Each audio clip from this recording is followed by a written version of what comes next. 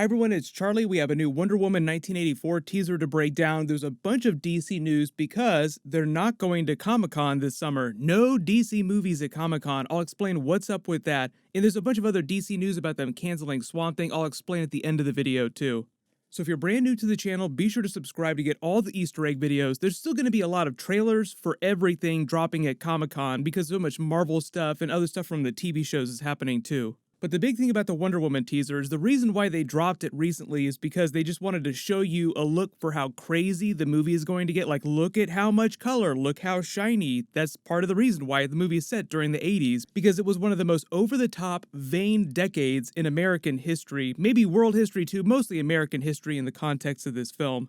But you probably recognize her crazy upgraded armor from the comics. She does wear battle armor every once in a while. Within the context of the actual story, though, Patty Jenkins explains that she needs the armor for one of her final boss fights during the movie. There's a lot of theories about who that actually is, like who would she need crazy armor for to fight in a movie if it's not another god? But that's only for practical reasons. The metaphorical reasons for including the armor is because it's the most decade, 1984, the height of excess, height of optimism, height of vanity. So it would make sense that as America went all shiny and over the top, so does Wonder Woman with some of her outfits during the movie.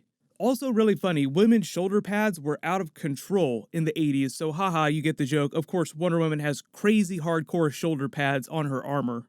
But the armor itself is just her Themysciran war armor. Her normal outfit is already battle armor, but it's only meant to be sort of a base layer of what Amazons would consider armor, like you or me, a normal people walking around outside on a normal day just wearing a light jacket.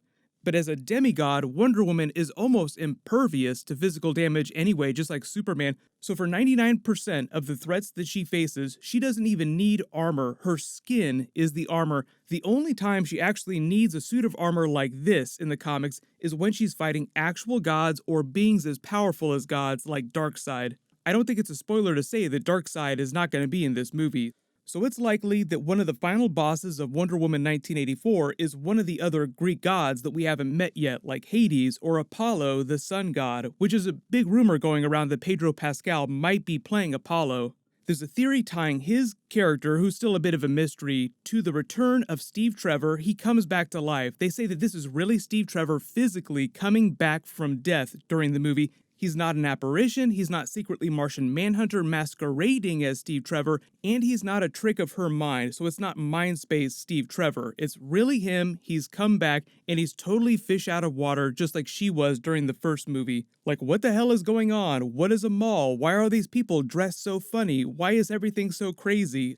There's also supposed to be a link between Pedro Pascal's character and the Cheetah character becoming Cheetah, because she doesn't start out looking like Cheetah during the movie. It's Kristen Wiig's character, who's another archaeologist, but because she's only one of the villains of the movie, and she's a tragic villain at that, it seems like his character winds up taking advantage of her and drives her to become evil during the movie. So technically, she's not really the big bad, even though she's a big comic book villain for Wonder Woman. But think about it this way, Wonder Woman wearing her hardcore comic book battle armor, fighting Pedro Pascal, who has crazy god-level power. If you've ever seen the Game of Thrones episode where Oberyn Martell fights the Mountain, you understand why it would be cool to see them do a version of that during Wonder Woman 1984.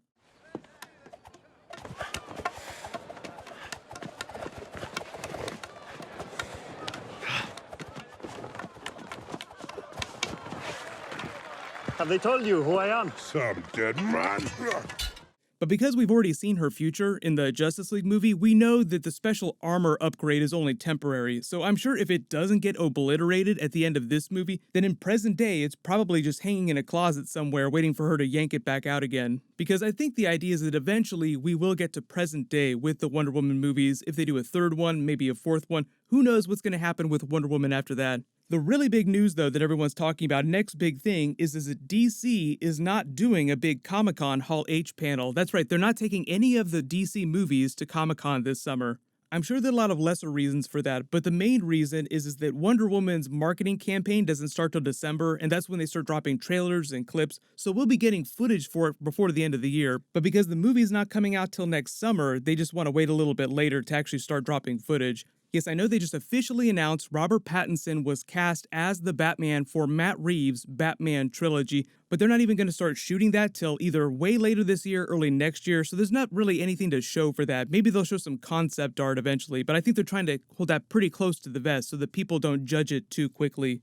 Birds of Prey is the other DC movie coming out, but it's coming out before that at the beginning of February next year, so they're going to start their campaign even sooner. But the reason they're probably not bringing footage for that is because they're not done editing it yet. They probably just don't have something that looks shiny enough that they're happy to show to everyone. But we'll get footage for that before we get footage for Wonder Woman 1984 later this year.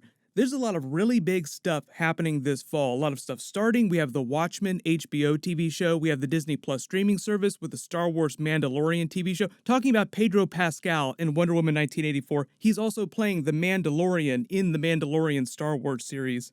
The much bigger news that people were asking me about this morning, though, was them canceling the Swamp Thing TV show right after the first episode airs. That isn't a record or anything like that because they canceled Jessica Jones before season 3 started, and that hasn't even dropped yet. But they did not waste any time. They shot 10 episodes. The reason why it got canceled, though, has nothing to do with creative. Everybody likes the way the show looks. It looks really cool. It's one of their first horror series that they've done in a long time. The real reason it got canceled is actually kind of crazy, and it's more of a bureaucratic financial thing than a creative thing. So what happens is they film the show in North Carolina because they get a crazy big tax rebate. And quick crash course on how they actually make movies and television shows is that in each state in the United States, or sometimes in foreign countries, there'll be a tax rebate, which is a giant pile of money that the state will basically give to a movie or a TV show that's shooting there in order to come shoot there. Because when people shoot a TV show or they film a movie somewhere, it basically brings a bunch of jobs and a bunch of money and other things to that area. So the state of Georgia, for instance, gives a bunch of money to the Marvel people to shoot all their big Avengers movies there, but the actual production itself brings extra money into the state, so the state of Georgia winds up benefiting their local economy by giving a little bit of money to Marvel. And when I say a little bit of money, I'm talking tens and hundreds of millions of dollars sometimes. It's the same thing for TV shows like Swamp Thing. The problem with the Swamp Thing TV show that got it canceled is that North Carolina promised to pay for half of the Swamp Thing TV show, which is about $40 million. So imagine they're spending $80 million on 13 episodes of TV. That allows them to make a crazy high quality TV show. So don't you feel a little bit sadder about it now? But because North Carolina apparently made a clerical error when they made that deal with Warner Brothers, they only wound up giving a little bit of that money to Warner Brothers. So Warner Brothers ended up paying way more for the Swamp Thing TV show than they wanted to pay, which is why they're canceling it. It's just too expensive. It costs way more money than they want to spend by themselves.